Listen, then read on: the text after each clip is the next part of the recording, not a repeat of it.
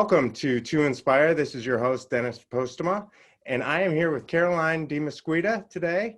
And Caroline is a certified health coach with the Institute of Integrative Nutrition and specializes in female hormone balance, gut health, and metabolic repair. Caroline is a top 3 national level NPC wellness bodybuilder and coaches not just health clients, but also bodybuilding athletes, and is a posing coach as well. Caroline graduated from OSU in 2014 with a bachelor's in agriculture communication and has worked in several corporate roles. Her entrepreneurial experience stems from being a freelance writer to owning and operating her own meal prep company, holistic health coaching businesses. She works with many clients who are in corporate roles because, like them, she understands the stress and challenge to balance work and home life and your own health goals. She currently lives in Atlanta, Georgia with her husband, David, and is excited to help more people find the connection with food, fitness, and sustainable lifestyle habits to be nourished and strengthened. Welcome, Caroline. We're so excited to have you today. Love everything you do, and you used to be a neighbor, so that's exciting. Yeah, thank you for having me, Dennis. It's always cool to hear back from people in Ohio, growing up in Northwest Ohio outside of Bowling Green. So I've got a lot of connections still that I keep in touch with, even though I don't make it back to Ohio maybe once or twice every year.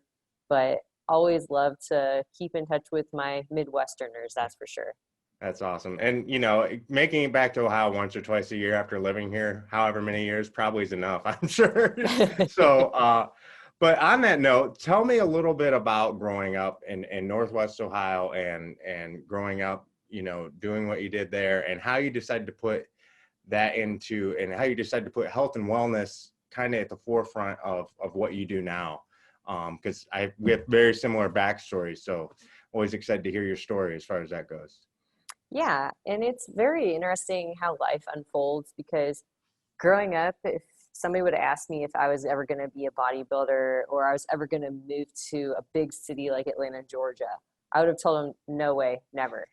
And when you kind of look at the background that I've had, I grew up in a rural community. My high school, I graduated with 123 students, which I know for some schools that's actually large. Yeah. But in that area, knowing about food and food production was a whole different thing. It's about, you know, the local agriculture movement, the way that our local farmers are raising the food, having community involvement, local farmers markets, the local events and activities, and not as much on the nutrition side.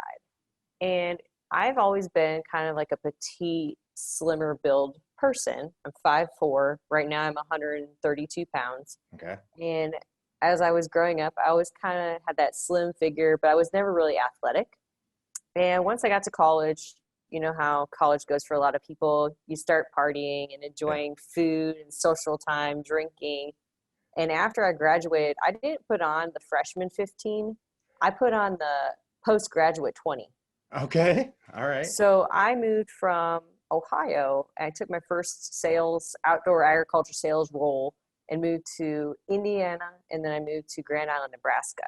Okay. And when I moved out there and was working in my first agriculture sales territory, selling seed and chemical products, I was, you know, wining and dining with customers, going to customer events, and that's what you do. You go out to lunches, you have conversation over a meal, and eventually it was catching up with me, and I realized I had to take a step backwards. Yeah. Because a lot of my family actually has heart issues, pre-diabetic, and that was a route I knew that if I didn't make a change now, I was going right down that path.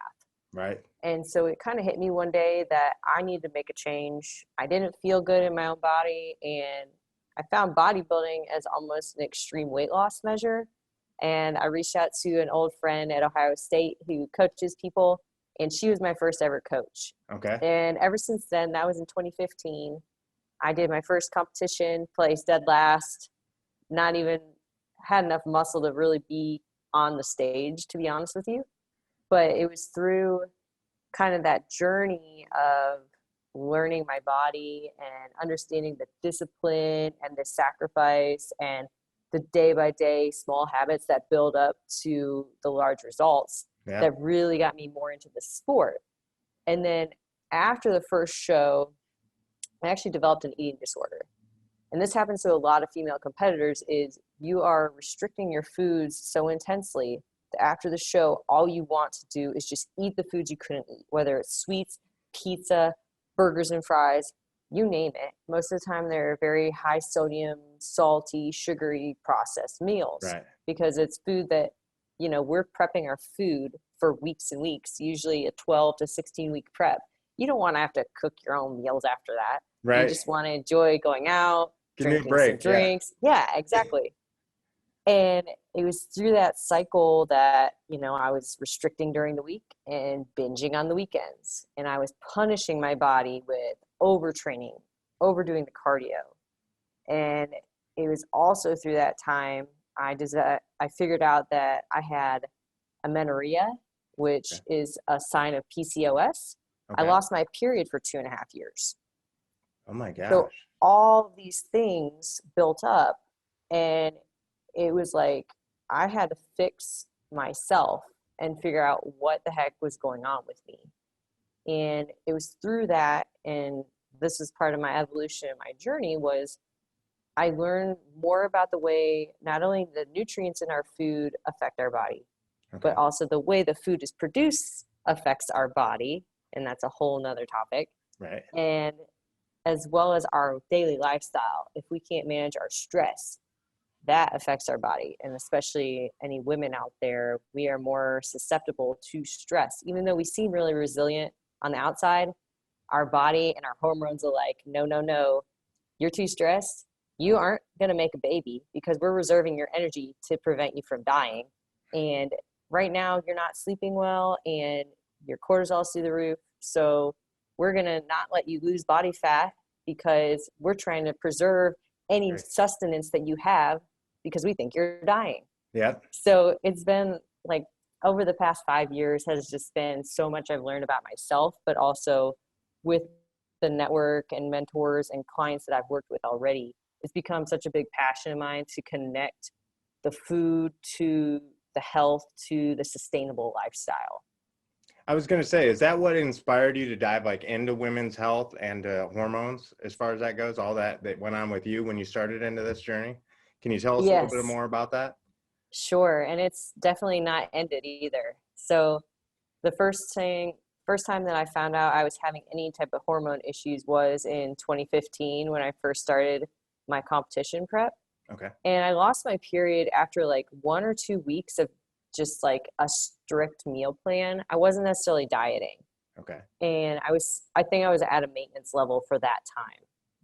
And when I was doing that, I kind of thought back to my hereditary history and just growing up, if I ever had any hormone imbalances, I'd have a little bit of acne, PMS acne, and I'd have fluctuation with my cycles. Some cycles I'd have maybe 2 days I would bleed, then I'd skip a month, and then through that I just wouldn't really have any good tracking measures. And so that was the first indicator was, okay, I think I'm actually my genetics, I'm susceptible to this. And then I just started going to gynecologists and doctors to try and figure out, okay, am I doing something wrong? I've never been on hormonal birth control. And all the doctors wanted to do was prescribe me hormonal birth control. Right. They would, do the pap smear and do an exam. You look good. Do you want to go on birth control? You say that I'm healthy and I don't need birth control if I'm not trying to have a baby and I'm not sexually active. So help me understand why you're giving me this drug to put a Band-Aid on a non-existing problem in your eyes. Right. So that to me was a red flag that there's something that either the doctors aren't telling us or I don't know and they don't know. Yeah. And I've always been one to just want to always learn and experiment on myself before doing it for somebody else. So that was what kind of led this journey to learning more about the holistic nutrition side. And another piece to the hormones that I found out this past year was I developed a food sensitivity, and that was derived from eggs. Now I've grown up eating eggs my whole life. Right. And, I'm age 28. I was eating them, I think 2 or 3 times a day during my competition prep last year. Right. And I was getting this terrible cystic acne, and we thought it was a gut imbalance. And then we were like, well, maybe it's your hormones are off because you're in competition prep, which is usually a sign that can happen for women. Okay. And I just, once I was done with the show, I started eating normally and it wouldn't go away. So I'm like, I'm going to just try and do a very strict, extreme elimination diet. This is probably the most extreme anyone can do. Is you're getting rid of the top 7 allergens. You're getting histamines out, no citrus. The only drinks you can have is pretty much water and water. Uh, anything that could technically do a flare up. I cleared out of my system for 2 months. Okay. And then I slowly reintroduced them back. And that's when I was really diving deep into the hormone connection to the gut and not just the reproductive system. Because essentially it all ties together. The brain to the gut to the reproductive system. Yeah. And even as like a competitive athlete, it made me question, do I want to do the sport anymore? Right. Yeah. It's scary. Yeah. And frustrating. I want to have children. Right. And I don't want to have zits all over my face. Right. And this is actually right now is the clearest my skin has been in over 2 years. And the only makeup I have on right now is for my eye makeup and lipstick. Okay. So it's been just like a remarkable journey for me, and going through my own like mental and physical hardships, because so many women out there, they feel so insecure in their skin. And I've always been very confident. Right. That was the most insecure I'd ever felt in my life. And even around my husband, I like didn't want to wear no makeup because I was embarrassed with how poor my skin looked. Wow.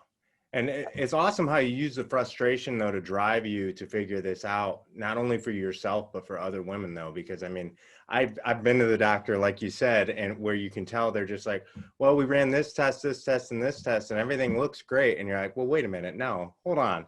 It's not great. You know, it's not great. You know what? I love that you actually took that and ran with it and actually figured out what's going on, and you're helping other people do that. So, let me ask you this just really quick. Is it very helpful that David is in bodybuilding as well? Is that something, a good support system that helps you at home? It's a great question. And it is. I think, so I get a lot of questions about our relationship because David and I are both competitive bodybuilders, both type A personality. And if people see us like in person, they call us a power couple, if you will.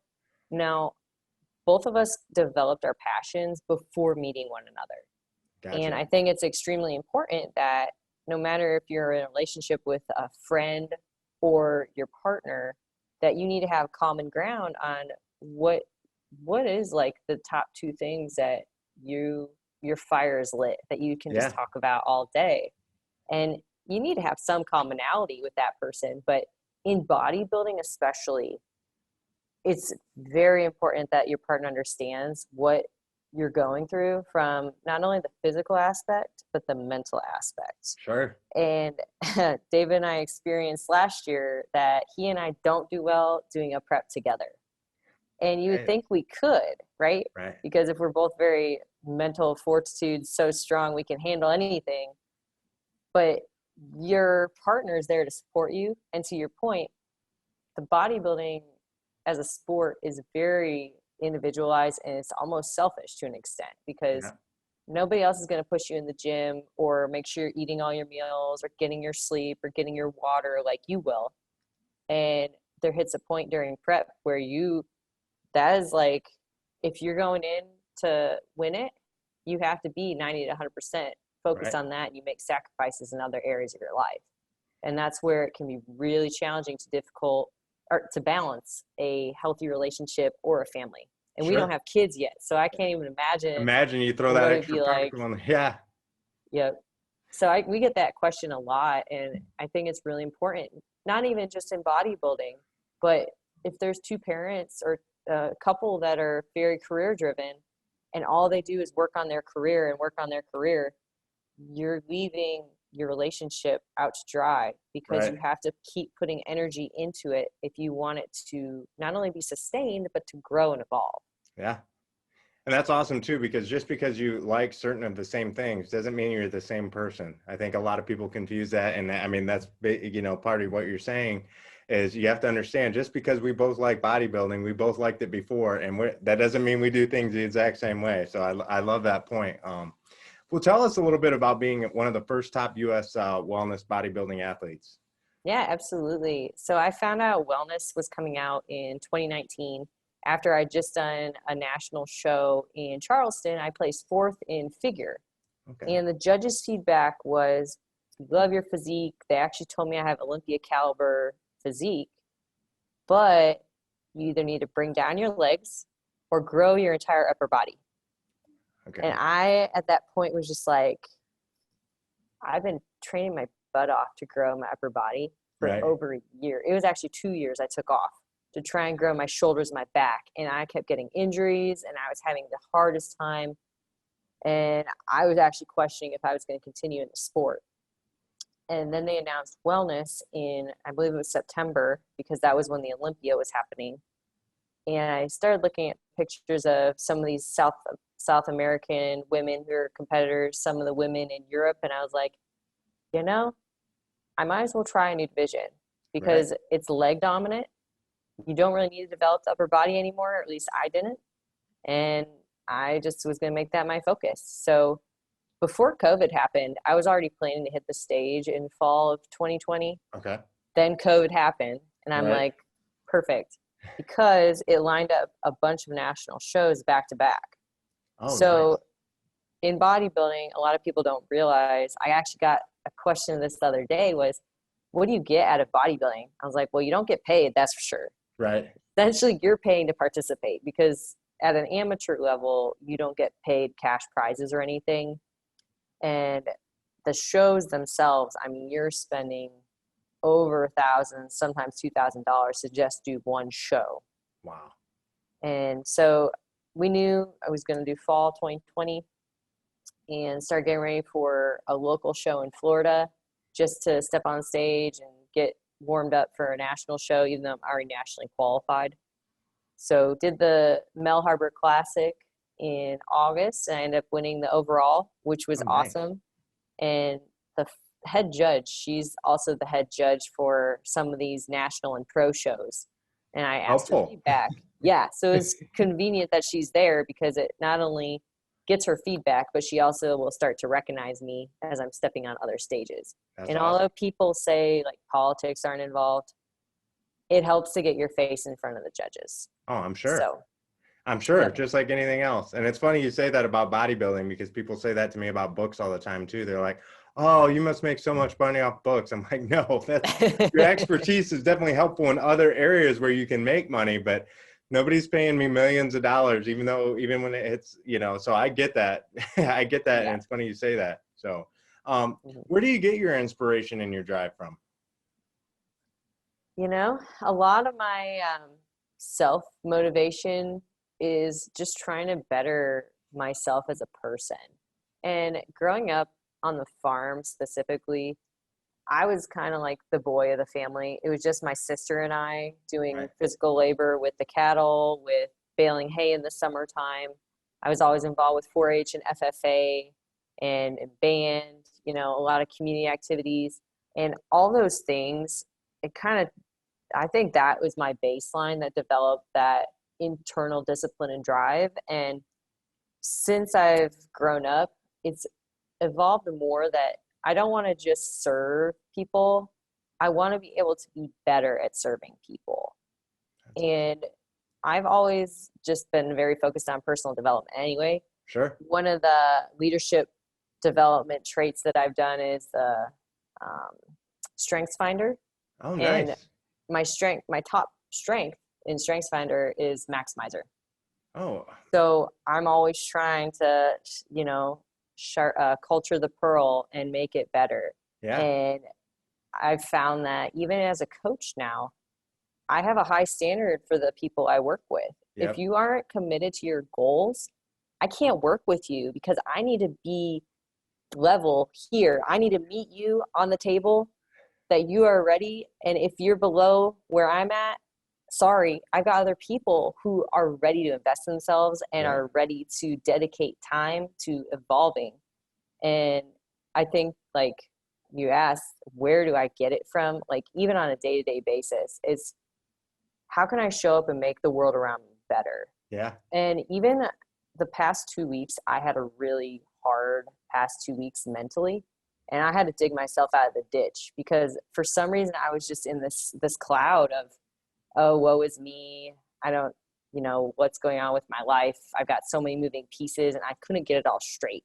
Right. And then it just like clicked one day. I was listening to a podcast while driving to work. And I was like, I don't have it all that bad. And actually, I have a lot to be thankful for. And people are looking up to me for that. Yeah. And that's actually one of the characteristics people always compliment me is that I'm extremely authentic and raw with my life. And I'm vulnerable in that way. And I've never been like growing up, I was not extremely open about my insecurities or hard times. And now I feel like that's my strong suit is I can finally like share my emotion and feel the emotion. That's so awesome. It's kind of like, some of the internal factors that motivate me. And then I also use, like I was saying, I listen to podcasts. I love reading books. I love spending time with people at the coffee shop or just getting to know somebody you meet at the park. Like that's what motivates me is how am I going to give back to the world? There's so much awesome stuff there because I love personal development as well, big time. And anybody who bales hay, I really think that's a trait. I mean, because we did it growing up. I mean, I really think I would love to be able to put that on a job resume. If you've baled hay, please contact us at such and such and such. Because I mean, there's so much work ethic that goes in it. And I was in 4-H as well, so that's all very good and awesome backstory. So I'm digging it. That's cool. Why do you think it's important for women to weight train? Because I get this. This is a good topic because I think a lot of women need this advice. So. Mm-hmm. So I was actually, like I was saying, I grew up slimmer and I didn't know how to get my body to look the way I wanted it to because I wanted to have muscle tone and almost more of like an athletic model look. And when I started training for bodybuilding, I realized that, even growing up on the farm, yeah, I could lift like buckets of feed and I could pull a steer around the ring, like those types of things. Sure. But if you're trying to strengthen your body for aesthetics or also health and performance, weight training has so many benefits on the body from not only the way your body looks, but also your metabolism. Right. When you have more lean tissue, usually you can eat more food. Now, it should be healthy food either way, but a lot of women are also insecure about their stomachs or their legs. When you start weight training, we can't spot reduce fat, but a lot of the times that stimulus and increasing that cardiovascular health, but also the strength from using the weights, you can see a huge change in your physique and have a body recomposition happen. Right. So a lot of women also, when they start weight training, notice that they have more energy throughout the day, more positive attitude, higher endorphins. You're also preventing issues down the road with things like heart disease, osteoporosis. When you lift weights, you're strengthening your bones, not just your muscles. Right. And so being able to add that in now, even if you're only weight training 3 or 4 times a week for 30 minutes to an hour, that is going to benefit you the next 10 years than not picking up a weight. Yep. Yeah. So I think it's extremely important. And that's what I'm passionate about is like the muscle building and the nutrition side, I think are super important.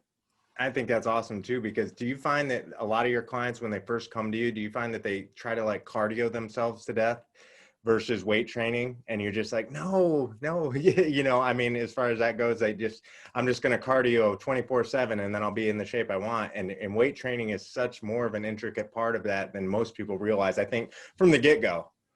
Well, and to your point specifically, I think women lean on cardio because either number one, they don't know how to properly do weight training or have never done a program. But number two, they get insecure in the gym because it's male dominant. Right. And so a lot of women don't want to walk up to the dumbbell rack and grab dumbbells because they're like, well, if I'm only grabbing the 5s or 10s, people are going to judge me and stare at me, Yeah. which isn't always true. You know, Right. I know a lot of people at my home gym, a lot of guys that will help out girls if they're starting to weight train or they need a spot or anything like that, or need help correcting their form. Yep. But to your point about just like the cardio versus weight training, it's good to have both. And I think it's healthy to have both depending on a person's metabolic health, because to your point, if they are overtraining on the cardio, you can have metabolic damage and it might not be able to start putting on muscle and seeing weight loss or seeing those body changes that they want until they cut back on the cardio. So it takes a little bit of an adjustment. And that's why, typically hire a coach so that they can help you in saying, we're going to start you slow with 3 weight training sessions a week. I'd love you to keep cardio in there, but just do walking for 20 minutes with your husband or your boyfriend. Or maybe you're going to go out to lunch with some girls, go get lunch and take a 10-minute walk after you eat to improve your digestion, it does help. Right. There's actually one of the fitness influencers, and she's a coach as well that I follow, talks about taking 10-minute walks 3 times a day. So if you're eating 3 meals a day, you eat and then you take a 10-minute walk right afterwards. So it gets you 30 minutes of cardio, and instead of just sitting down, it actually does improve your digestion rate and the nutrient absorption if you're moving even just a slow pace of a walk. That's a good point. I've never even thought of that, but that's a really good point. That's great for the viewers to understand that, because I've had indigestion problems as well and different stomach issues throughout my life. So that's a really good point and a good tip.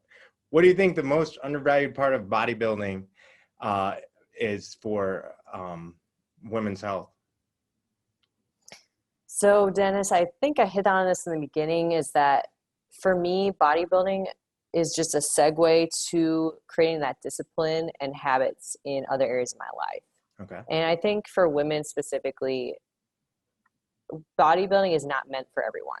Sure. And you can do a bodybuilding competition, but like I said, it might develop some mental health issues from that. Right.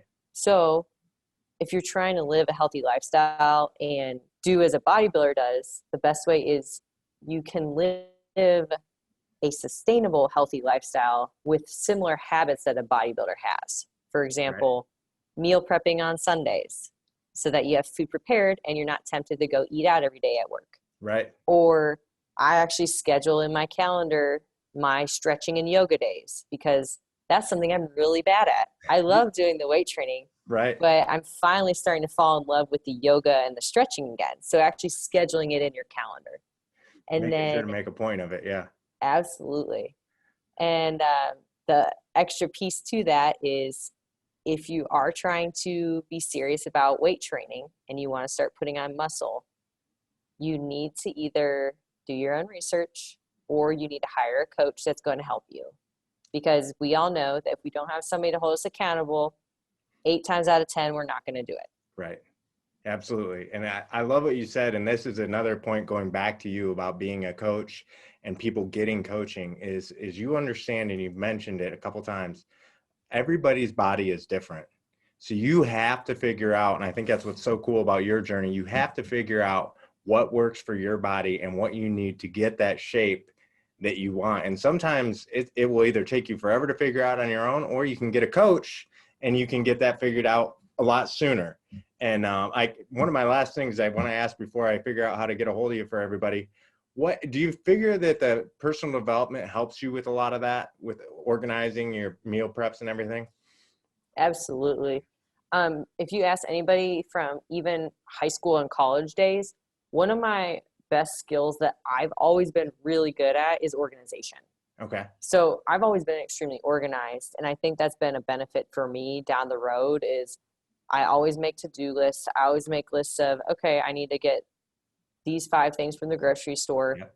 Or even tracking my workouts. I have a log in my phone of, okay, today is my leg day. This is what I'm doing. This is what weights I used. How did it feel? What was my time under tension? And that's extremely analytical, right?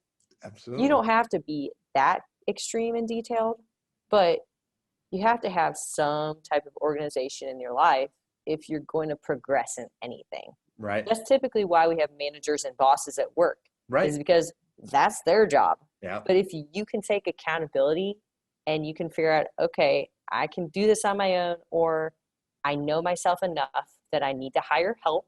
Yep. That's what you got to do. And Absolutely. that self-awareness, a lot of people don't have, unfortunately, but that also takes time, just like anything. Yeah, I love it. And I love the fact that you're a coach and the specific area that you're a coach in too, you know, and we're probably going to share some of that on our website too. How is the best way to get a hold of you or somebody to follow you if they want to? Absolutely. So I am on all social media platforms, Dennis, most commonly on Instagram at Strong Sweet Caroline. And then on YouTube, I have a YouTube channel as well with workouts, nutrition tips, relationship advice. Just search Strong Sweet Caroline. And you can email me, strongsweetcaroline@gmail.com. So I try and keep it consistent. Yep. And then I'm on Facebook as Caroline DeMesquita.